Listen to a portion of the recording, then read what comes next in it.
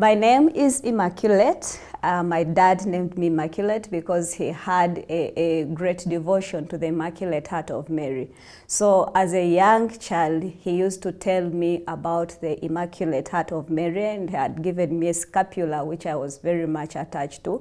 And he made sure that I really knew the nature of Mary, our Lady. And I remember every feast day he used to take me to church. I had mass. So I really loved Mary. But what made me kind of want to become a sister, as a little child, we were dancing like in the church. So they told us, the lady who was teaching us, to choose our patron saint for the little girls who dance in the church.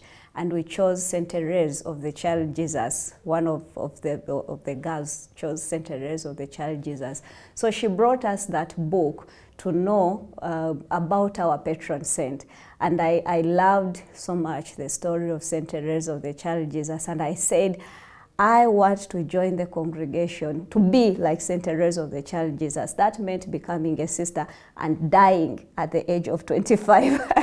So that was, I was really kind of full of this story. So actually, she found a congregation. We have only one community of the Carmelite Contemplatives here in Uganda. So she found the community, and I made sure I go there at the age of 15. I said, if Saint Therese managed to convince her sisters, I can, not the sisters and the Pope. Said many years have passed, I should even be in better position to do that. But when I went, they told me the same thing, go back and finish studying and come back.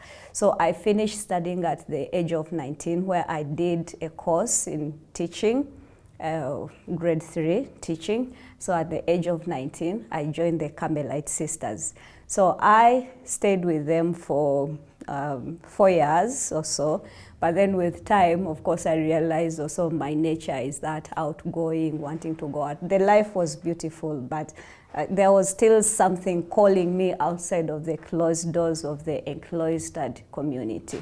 So I left like 6 months before my final vows. And I thought, maybe I am not called to be a sister, but I'm also not called definitely to married life. So I am going to work and start maybe a home for orphans. I thought like that at that time. So I stayed there, but I had sisters who were friends. I used to go and visit them. So this one priest, he's a Spiritan, he's called Father Peter Mulianga. He said, I see you very close to the sisters, but you are not aspiring with them. I said, no, I am not the aspirant. I'm not interested in joining a religious community because maybe it is not my call. So he actually tricked me. He said, you know, I have friends who are sisters. Why don't we go and visit them? And the friends, actually, he was a friend to Josephine. They used to study together, to work together. So when he communicated to Sister Josephine, he said, I'm bringing you an aspirant. I had no idea that now I had become an aspirant. So he brought me here in this community. Me, I thought we were coming to see the visitors. So when I reached here, he drove off and went and left me here.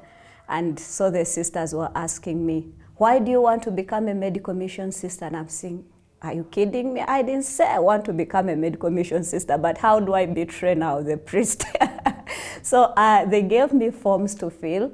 And I said, with that question, why do you want to become a medical mission sister? I said, it's not that I want to become a medical mission sister because I even don't know the sisters. It's my first time I am meeting them.